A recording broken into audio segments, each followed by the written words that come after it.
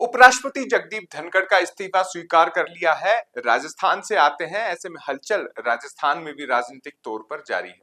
अशोक गहलोत ने फिर एक बार कहा है कि इसके पीछे कोई न कोई गहरी राजनीतिक चाल है।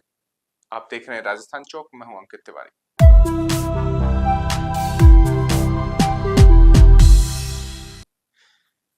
उपराष्ट्रपति जगदीप धनखड़ के इस्तीफे के बाद नए व्यक्ति के नाम की तलाश तेज हो गई है। वो क्या बिहार से नीतीश कुमार होंगे या फिर आरिफ मोहम्मद खान या घनश्याम तिवारी के नाम पर मोहर लगेगी, या कोई ऐसा चेहरा तलाशा जा रहा है जो अध्यक्ष के तौर पर तो बीजेपी का नाम हो जाए और उपराष्ट्रपति के तौर पर आरएसएस को संतुष्ट कर दिया जाए। ऐसा राजनीतिक गलियारों में ये चर्चा जारी है, लेकिन संसद के गलियारों में भी ये बात नहीं थम पाई है कि आखिर क्यों उपराष्ट्रपति जगदीप धनखड़ को इस्तीफा देना पड़ा। असल वजह जानने के लिए तार दिल्ली, मुंबई, गुजरात तक घूम रहे हैं। उनके पुराने बयानों में भी कुछ हिंट तलाशे जा रहे हैं। कुछ का कहना है कि वो उस स्तर की राजनीति पर आ गए थे जो बीजेपी के शीर्ष नेतृत्व को पसंद नहीं आ रही थी।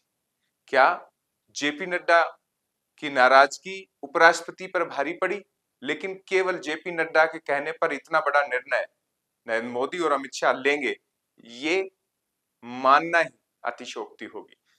ऐसे में राजनीतिक तौर पर ये कयास शुरू हो गए हैं कि स्वास्थ्यगत कारणों से दिया गया इस्तीफा आगे क्या रंग दिखाएगा।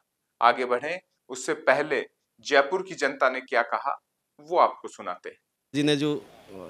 धनखड़ जी ने जो इस्तीफा दिया है आज, उसके लिए प्रतिक्रिया मेरी तो यही है कि अभी कुछ समझ में नहीं आया कि उन्होंने ऐसा क्यों सोचा है अपने बारे में कि मुझे सब कुछ अभी इस्तीफा दे देना। 2027 में उनका कार्यकाल पूरा होने वाला था। इतना जल्दी उनका बीजेपी के एक अच्छे बोलने वाले, अच्छे मृदुभाषी व्यक्ति थे, उनको पार्टी के अंदर या पार्टी के बाहर कुछ ऐसी चीज़ें होती है जो शायद हम लोगों तक नहीं पहुँच पाती है। इस वजह से उन्होंने अपना इस्तीफा दिया है कि शायद, क्योंकि एक अच्छे राजनेता के रूप पे ही देखता हूँ मैं उनको। कोई मतलब ऐसे कभी मैंने उनके बारे में ऐसा कुछ गलत सुना नहीं कि 4 लोगों को पहले उन्होंने शपथ दिलाई, फिर 4 लोगों को शपथ दिलाने के बाद उन्होंने अपना इस्तीफा दे दिया। तो इसके उनके कुछ राजनीतिक कारण भी हो सकते हैं, कोई पारिवारिक कारण भी हो सकते हैं, कोई सामाजिक कारण भी हो सकते हैं। पार्टी की तरफ से अभी कोई इसकी प्रतिक्रिया ही नहीं, तो इसके बारे में अपन ज़्यादा मतलब संशोधन नहीं कर सकते इस बारे में। बाकी उनका ये इस्तीफा देना मुझे बहुत एक अजीब बात लगी कि, और बहुत लोगों के मन में प्रश्न उठ भी रहा है कि उन्होंने ऐसा मतलब सब कुछ सही चलने के बावजूद भी ऐसा कदम क्यों अपनाया कि मतलब जिसके पार्टी को, क्योंकि पार्टी के लिए एक बहुत अहम, क्योंकि राजस्थान के व्यक्ति थे, राजस्थान की सभा के अच्छे लोगों में से चुन के गए हुए हैं, मगर फिर उसके बावजूद भी मतलब ऐसी कोई प्रतिक्रिया आ रही है तो वो एक मतलब मैं धक्का सा ही मानता हूँ, इसको पार्टी के हित में नहीं है जी। बिल्कुल, अभी उपराष्ट्रपति जगदीप धनखड़ जी का जो इस्तीफा मंजूर किया गया है उसका संपूर्ण राजस्थान में विरोध है।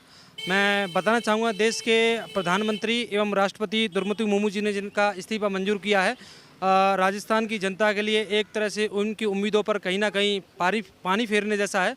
जैसा कि आपको विगत है कि जगदीप धनखड़ जी कई महीनों से अपनी बात को मीडिया के सामने और सरकार के सामने रखना चाहते थे। कोई ना कोई ऐसी बात है जिसमें उनके स्वास्थ्य को बहाना देकर कहीं ना कहीं उनका इस्तीफा मंजूर किया है और सरकार का प्रेशर देकर उनका इस्तीफा मंजूर किया है। मैं राजस्थान की जनता और राजस्थान प्रदेश के समस्त नागरिकों की ओर से इस इस्तीफे को नामंजूर करने की अपील करता हूँ।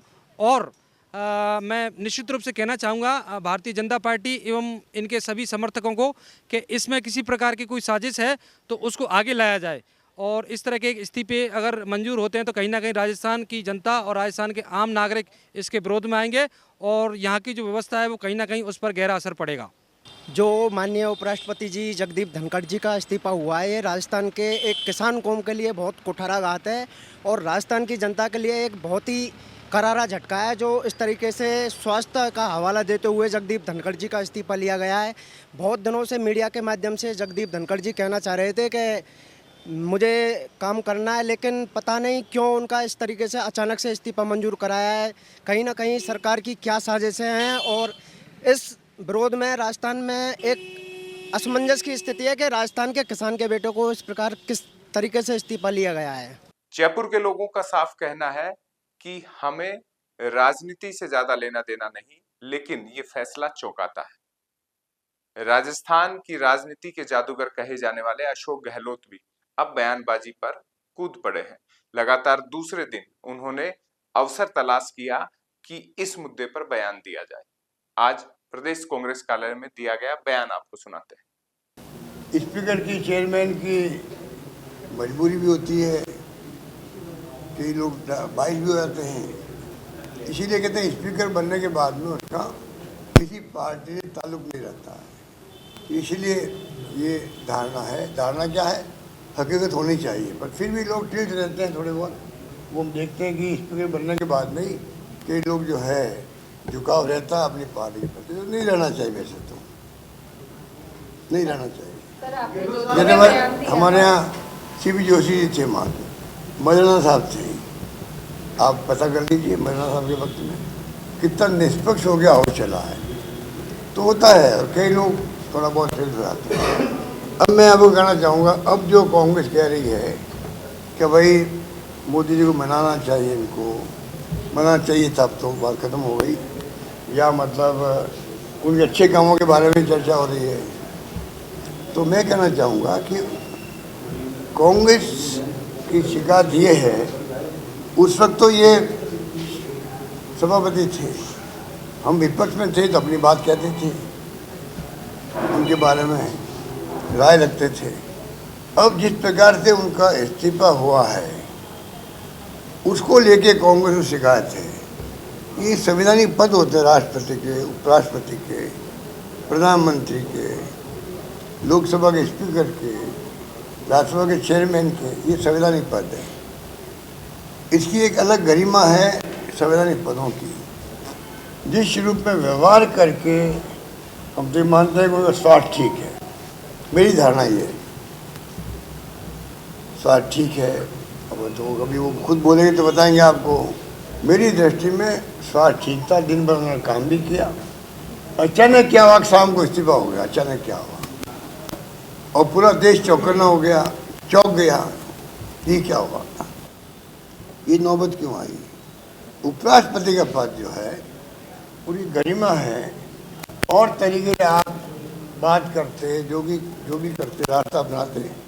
आपको पता नहीं वो धनखड़ साहब रहना चाहते थे कि नहीं रहना चाहते थे, या रखना चाहते थे नहीं रखना चाहते, बीजेपी या उनकी हाईकमांड, बीजेपी RSS, ये तो उनके ऊपर था, पर रास्ता अच्छे ढंग से निकल सकता था।